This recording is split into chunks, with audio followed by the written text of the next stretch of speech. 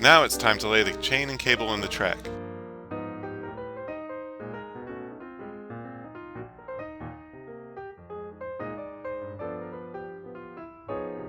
It should extend a little more than halfway down the track.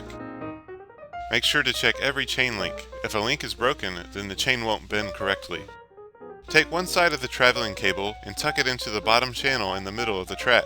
Please note that the power cable will face in toward the metal channel. Feed the other side of the cable into the channel on the opposite side. Remove any slack from the power cable by pulling down on the cable and then screw the bracket into the track.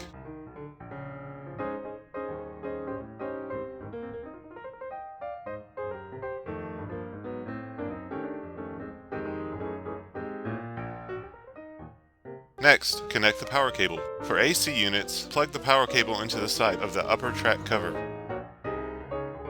The green light should come on. This indicates that the unit is receiving power. If not, check the circuit breaker under the green light. For DC units, be sure to connect the battery before the unit is installed. This procedure is much simpler and it's outlined in the AmeriGlide installation manual.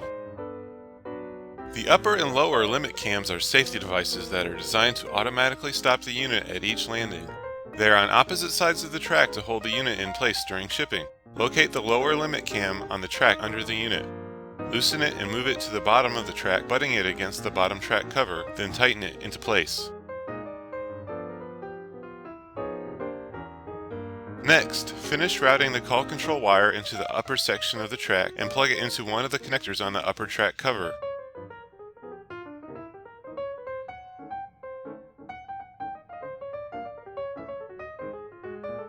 The slack cable device may engage and may need to be reset. The slack cable device is a safety system that prevents the system from running if there is not enough tension on the cable.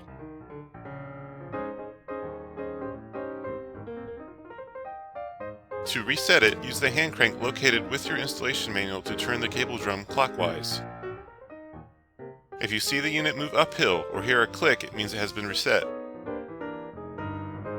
Another way to reset the device is to pull up on the cable until you hear it click or you feel the cable tighten on its own. Install the seat before adjusting the upper limit cam. Remove the seat box and the two call controls from the box and set the call controls aside for now. Remove the screws from the backrest and attach the backrest to the preferred height position on the back bar and then retighten the screws.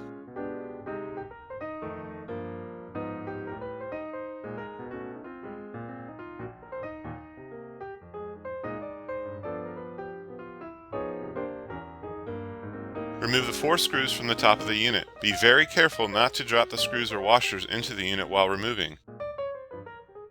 Set these screws and washers aside.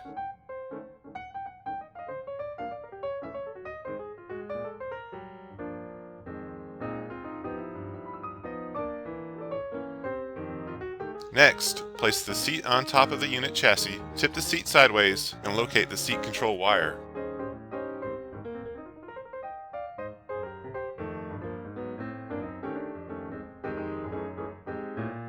Plug the seat into the unit set control wire and then lower the seat onto the unit chassis and screw it back into place with the 4 screws and washers previously set aside.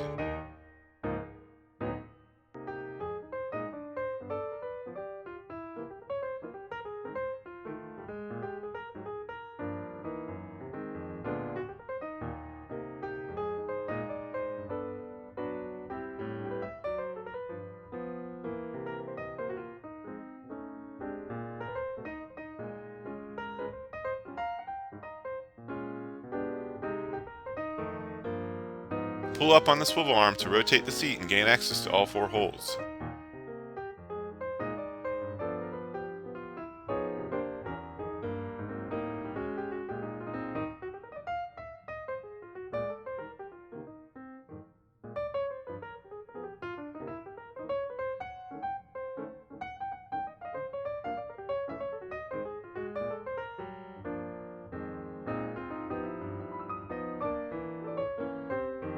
If the seat isn't level, you'll need to adjust the seat leveling. There are 4 hex screws that hold the seat level. There are 2 on the footrest side of the chassis and 2 on the back side. Loosen all 4 a couple of turns. Firmly level the seat by pushing up on one arm and down on the other arm until the seat is level. Then retighten the 4 hex head screws. Next, move the upper limit cam up to the top of the track, position it approximately half an inch from the top track cover, and tighten it into place. Now finish installing the call controls. Plug the top call control box into the unused connector at the top of the track.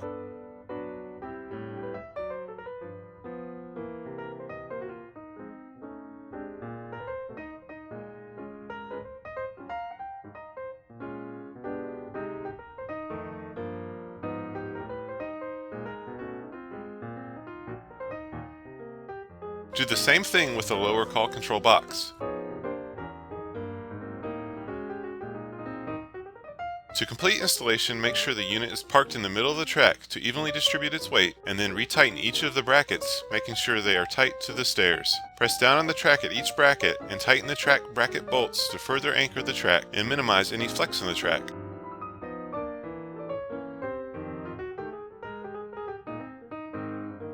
Test the unit by using the controls on the seat to move the unit short distances.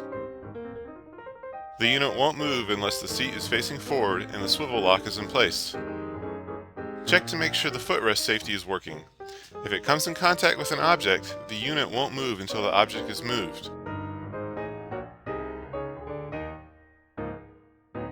Next, check the upper and lower limit switches.